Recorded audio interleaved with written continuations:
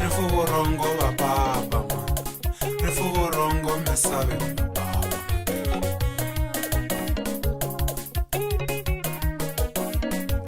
Ni te rifuku isa va papa, rifuvorongo me sabe ni rifuva mane. Ni lelana na vatswari vorongo,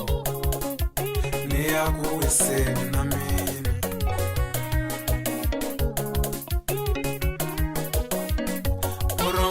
Sela na mpuno mana none pfushiwa mkhosi mina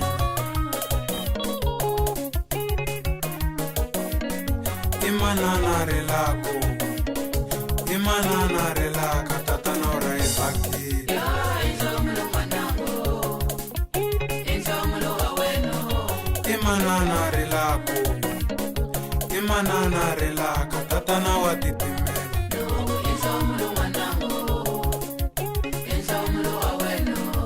tatana ulahliwe kubaba ngopfu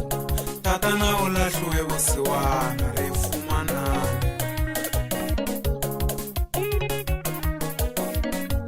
laka ya ku ri hava society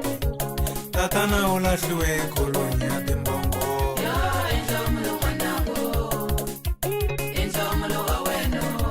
loko nge ni dyondzisile ku hlahluva manda sala ni hlahluva una mina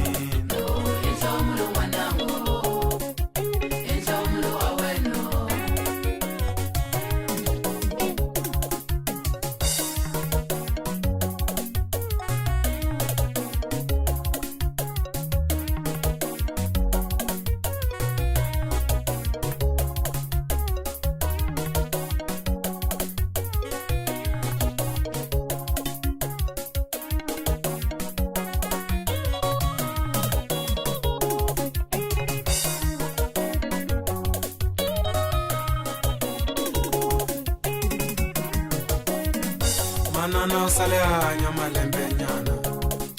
ahlayisa vana va yena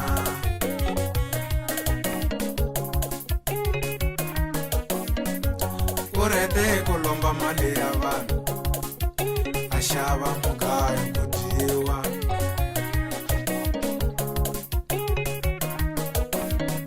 u tsandzeke ku yi tlherisa hi nkarhi va n'wi yele ngangeni venyi va mali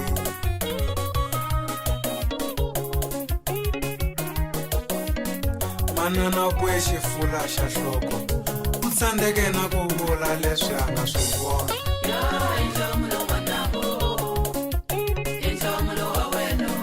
va n'wi bile hi xifula xa nhloko a salela ro languta hi mahlo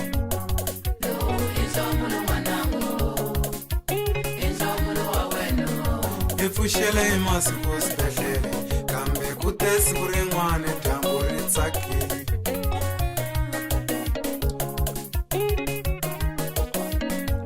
ni te mina na vuya hi ku tsaka ni vuya xikolweni no kuma vakhegulu va tele a na ha vutisangi a kureliwa kwalaho yo alojo a yini n'wana kamba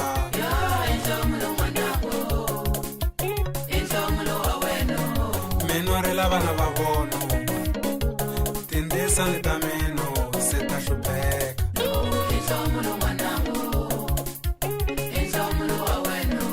na varela va dadwethu no varela va fwethu se va hlupheka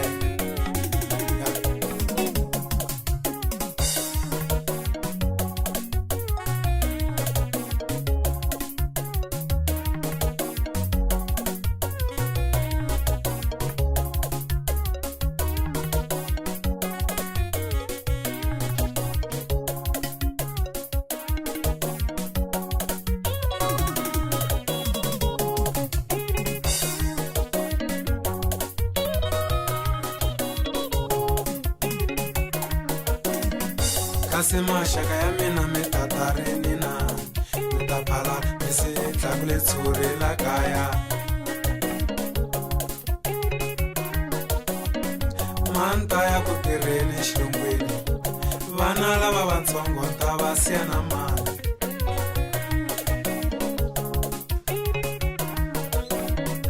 eko hi mpfuka hi lahla vatswari lava mina a mi seta mi ta pfuxela la mutini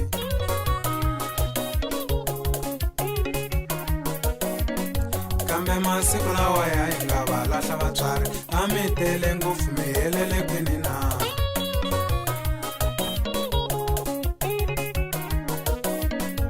mi yimele tendeni mi kweta mi ta pfuxela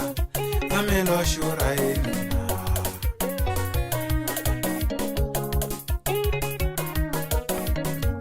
mufi n'wana wa mina le ka yindlu leyintsongo hi na vana va yena a hi vatukulu na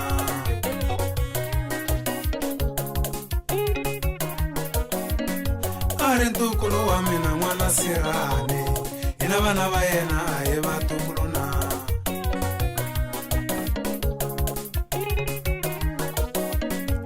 mi swi kota ngopfu ku pfuna hi minkosi mara khombo ra ndlala a mi ri yimeli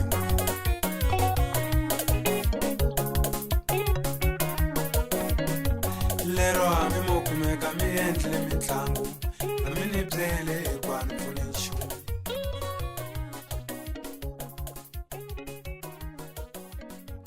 mina loko no tirha mi nga ti mi ta ni vona tshamisani sweswo